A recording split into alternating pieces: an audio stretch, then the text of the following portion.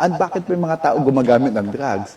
Remember, hindi sila addict. Some of them, in fact, may mga nahuli tayo na ang reason nila is kaya sila nagda-drugs is para magising lang sila just to extend yung working hours.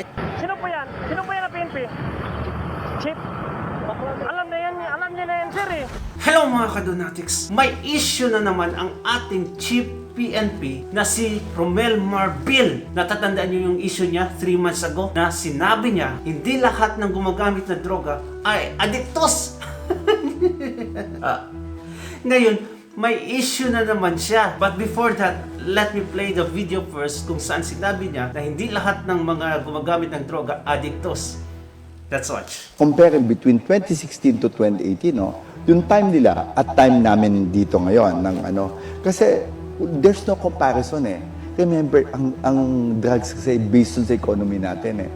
Ang drugs kasi mga tao dito, just remember, no, and bakit may mga tao gumagamit ng drugs? Remember, hindi sila addict. Kasi gusto lang maging addict. Remember, ang gumagamit ng drugs sa mga tao natin, especially mga yung mga nagpapadagdag ng oras. Kasi pagka gumamit ka ng drugs, gising ka, nadadagdag ka. Remember, ang trabaho natin per ora dito. Hindi naman tayo yung sigurado eh. So, ito yung natin, kaya ayoko mag-compare. Ang sasabi ko lang, mas maganda po kami ngayon. Maganda na sila sa time ngayon. Kasi hindi inuhuli yung mga small timer na drug addicts at saka mga pushers. Ay! Oh my gulay. At alam nyo ba, dinipensahan to ng spokesperson ng PNP na si Jean Fajardo. Panoorin natin yung sabi niya. Some of them, in fact, may mga nahuli tayo na ang reason nila is kaya sila nagda-drugs is para magising lang sila just to extend yung working hours. I think that was the context na sinabi ng ating Chief PNP na hindi dapat tinitignan ng isang drug user as masama, kundi biktima sila. Kasi meron ding economic side. Gusto mong mag-extend ng iyong working hours. Take a case in point, yung ating mga konduktor, yung mga driver na nahuhuli po na pag nag-positive sa drugs, ang reason nila kasi grabe yung biyahe, kailangan nilang manatiling gising. So ito lang po yung konteksto. Kaya pala ang daming patayan sa Pilipinas araw-araw. At alam nyo ba, yung mga sinasabi nila na hindi adiktos, yun yung pumapatay araw-araw, may mga ganon. Ang daming inosente ang namamatay araw-araw dahil sa mga ganitong statements nila. Hindi kasi nila hinuhuli yung mga small timer na adiktos. Kasi sa isip nila, sa isip ng PNP chief, hindi ito mga addict. Nagpapatagalan ng oras para gising. Pag bangag ang nasa itaas, bangag na din ang nasa baba. Anong klaseng PNP meron tayo mga kadonatics? Itong mga drivers at iba pang nag-go-overtime. Sabi ng PNP na gumagamit sila pang haba ng oras. Araw-araw nila ginagawa yan kasi nagtatrabaho yan araw-araw. It means addict na yan. Nakaka-high blood. Ngayon, itong PNP chief natin, kahapon lang, nagka-issue kasi dumaan sa bus lane. At alam nyo ba, sinita ng traffic enforcer yung convoy niya. Tapos ngayon, siya pa yung mali. Kasi daw, bakit binidyohan? Panoorin na lang natin. Nagpaliwanag si PNP Chief Romel Marbil matapos sitahin ang convoy ng mga pulis sa EDSA busway. Git niya may emergency ang mga sakay ng convoy kaya napilitang dumaan sa busway. Pasado alas 6 kagabi, nang harangin ng convoy na ito sa EDSA busway sa may Ortigas. Ano ba ito, sir? Sino po yan? Sino po? Ay, bawal po dito duman, sir. Sinabi ko lang po yan eh.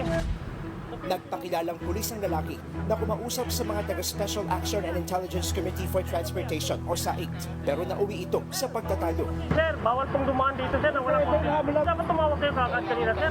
Nakikita tayo. At nang tanungin na kung kanino ang convoy. Sino po yan? Sino po yan na PNP? Chief? Alam niya na yan, sir eh. Ayon sa SAIC, hindi agad natiketan ang convoy ng dalawang SUV at nakabuntot na nakamotor na HPG dahil umalis agad sila. Ang chief pala. Grabe, saludo ako sa traffic enforcer na yan. Grabe yung paghanga ko sa kanya. May prinsipyo talaga. Walang PNP chief sa kanya. Ganon ang dapat nasa serbisyo. Bakit sila hindi pwede dyan? Kasi 5 tao lang ang pwedeng makadaan dyan. The President, Vice President, the Senate President, House Speaker, and Chief Justice. Yun lang. Okay naman yung mga PNP, pero dapat may coordination. Tatawag ka muna. Itong si Tambalos-los na Marvel, hindi nakipag-coordinate. Nakakawalang respeto yung mga nagpapatupad ng batas natin sa bansa. Kasi sila na mismo ang nag-contradict nito. Ang dami nang nagpapatupad ng batas natin na dumaan dyan sa bus lane. And the reason? Emergency. Emergency. Emergency. Anong klase? Paano pa tayo re-respetuhin yan? Ni hindi nga karespeto-respeto yung mga nasa itaas natin? Let's continue.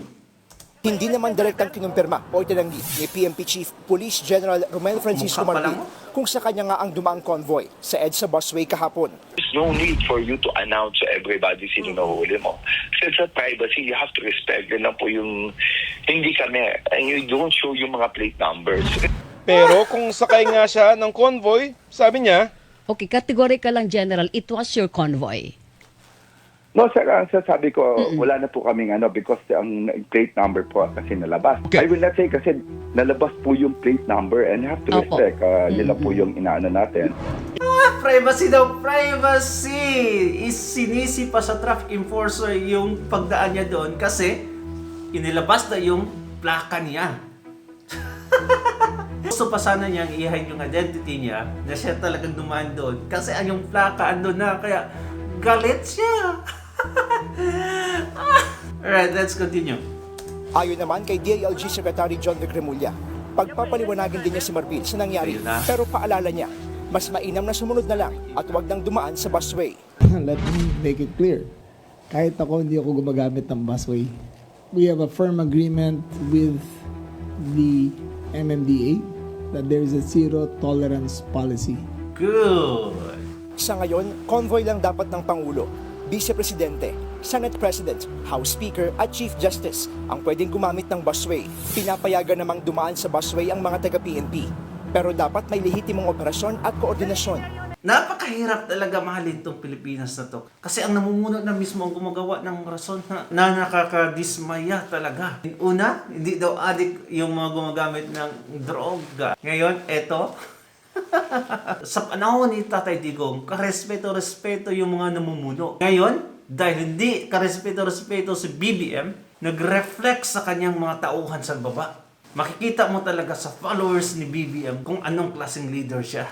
Hay nako mga kadunatics. Bye-bye.